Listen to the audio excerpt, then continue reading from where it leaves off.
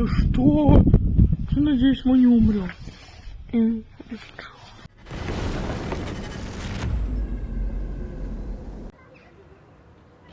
Russia experienced a turbulent night in the drone war, which has long become an integral part of the full-scale military conflict with Ukraine, triggered on February 24, 2022, by the Russian dictator Vladimir Putin.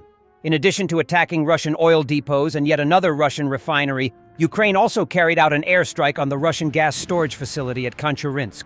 Video footage shows flickering glows, likely from a fire, possibly at ground installations. And the Pantsir-S underground gas storage seems to have left the chat. The facility is located about 8 kilometers from Kumurtau in the Republic of Bashkortostan, Russia. The day has come when Ukrainians have started striking Russian underground gas storage sites. Due to low temperatures, they can't balance their reserves, so some regions will simply freeze. According to the Russian Ministry of Defense, 100 drones were shot down over Russian territory last night. The highest number, 46, were downed over the Bryansk region, 12 over Kaluga region, and 6 over Moscow region, Kaluga being a gateway to the Russian capital. In Stavropol, 2 drones were reportedly shot down. An interesting fact, there was no mention of anything downed in Bashkiria.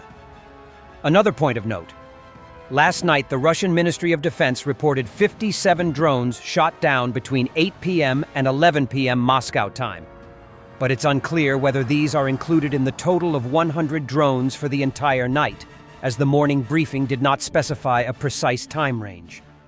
Of those 57 drones, 35 were shot down over Bryansk region, and 4 each over Kaluga and Moscow regions. Пипец. Вот оно моргает и на камеру тоже. Да что? Надеюсь, мы не умрем. Ukrainian strike drones also attacked the Russian NS oil refinery in the village of Novospaskoye Ulyanovsk region. The region's governor confirmed the attack in the area, according to Astra. Videos and photos of the attack, which took place on the night of October 29th, have also been published on social media and public forums. Locals reported hearing between 5 and 8 explosions. An attack by enemy UAVs was repelled in the Novospaskoye district. There are no casualties. Emergency services are working at the site where debris fell. A headquarters has been set up to prevent and mitigate the emergency situation, Alexei Ruskik said the region's governor. Based on the images released, a fire erupted at the facility following the drone strike, clearly visible from afar. One of the videos captures flashes, a towering column of smoke, and the sound of explosions. The Russian NS oil refinery produces gasoline, diesel, and fuel oil, with an annual production capacity of up to 600,000 tons. In the morning, the Russian Ministry of Defense claimed to have shot down 4 Ukrainian drones over the territory of the Ulyanovsk region. Strike drones from the SSU have destroyed a Russian Pantsir air defense system and 2 radars in temporarily occupied Crimea. Sources within the Security Service of Ukraine discussed the successful operation with Ukrinform. In addition, the drones struck 2 oil depots used by Russian forces on the peninsula. Overnight and into the morning, Ukrainian drones targeted Russian military and infrastructure sites across Crimea. The Russians have lost a Pantsir surface-to-air missile system worth around $20 million, one of the key components of their air defense network, the source shared. He added that each destroyed or disabled air defense system significantly weakens Russia's defenses in the Crimean direction. According to the sources, the Russian invaders also lost 2 radar stations of an unspecified type and purpose. A Special Operations Forces team on the northern Slobozhanshchina axis carried out a raid on concealed Russian positions.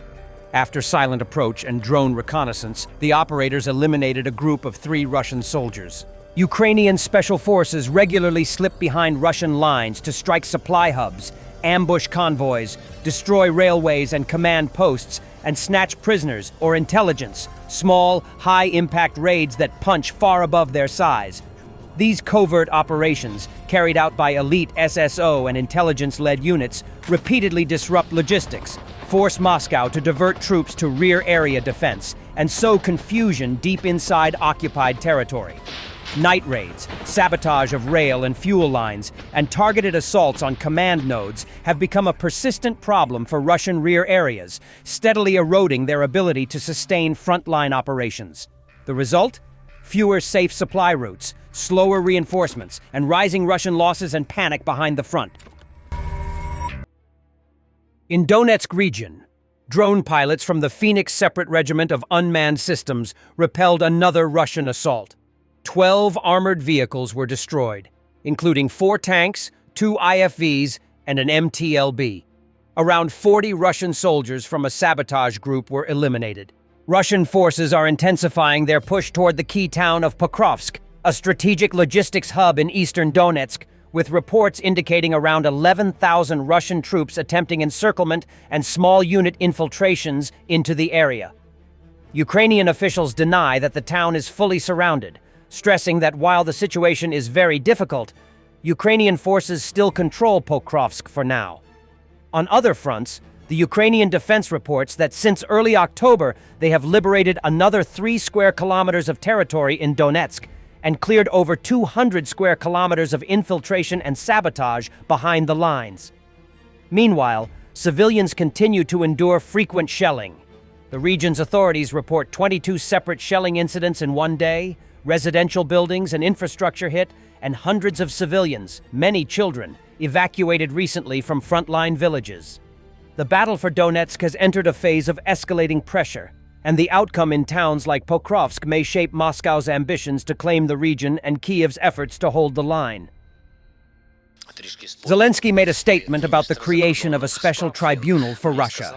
Alexander Kwasniewski, a little spoiler from the Minister of Foreign Affairs, he told me that the Netherlands has made an official decision to be the country to initiate, open a tribunal against the crimes of the Russian Federation.